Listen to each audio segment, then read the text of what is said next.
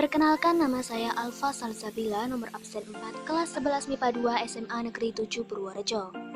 Pada kesempatan kali ini saya hendak membahas secara singkat mengenai pertempuran Surabaya. Pada tanggal 25 Oktober 1945 menjadi awal kedatangan sekutu di Surabaya di bawah pimpinan Albertine Walter Soutsen Malabi.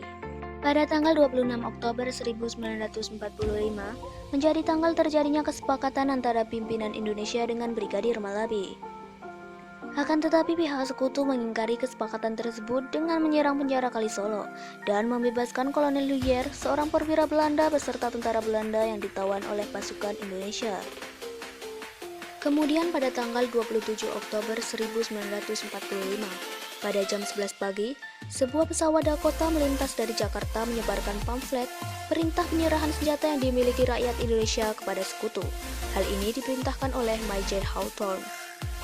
Selanjutnya pada tanggal 28 Oktober 1945 pukul setengah 5 pagi, terjadi penyerbuan pada 8 pos pertahanan sekutu oleh 30.000 rakyat bersenjata api dan 10.000 rakyat bersenjata tajam.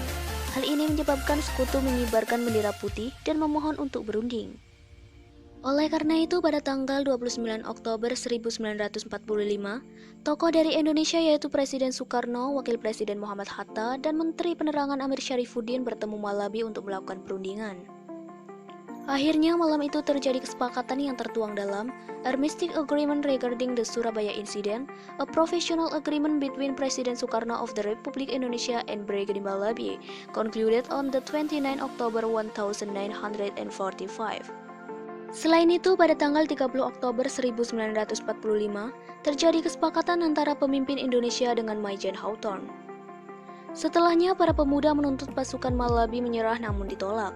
Oleh karena itu, terjadi insiden baku tembak yang mengakibatkan tewasnya Malabi, Komandan Brigade 49 di Surabaya.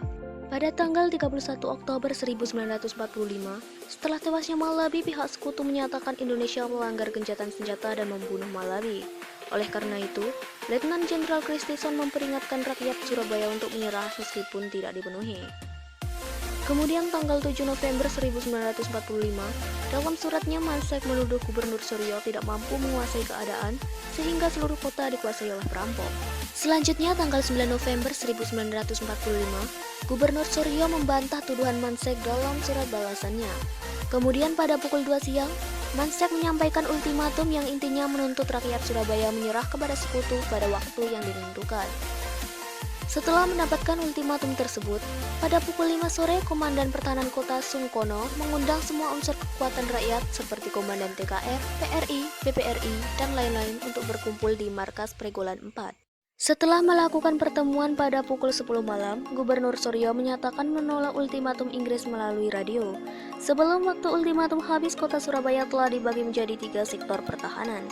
Selain itu, radio perlawanan yang dipimpin oleh Bung Tomo pun membakar semangat juang rakyat Surabaya. Klimaks pada pertempuran Surabaya yaitu tanggal 10 November 1945. Setelah habisnya waktu ultimatum, Inggris menggempur Surabaya dengan kekuatan yang tak seimbang sehingga mengakibatkan banyak korban dari rakyat Surabaya.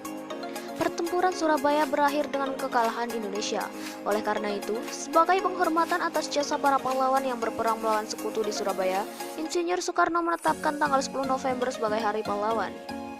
Begitulah pembahasan secara singkat mengenai pertempuran Surabaya, di mana menjadi pembuktian bahwa rakyat Indonesia mempertahankan kemerdekaan meskipun harus membayar dengan nyawa. Cukup sekian yang dapat saya sampaikan, terima kasih dan sampai jumpa.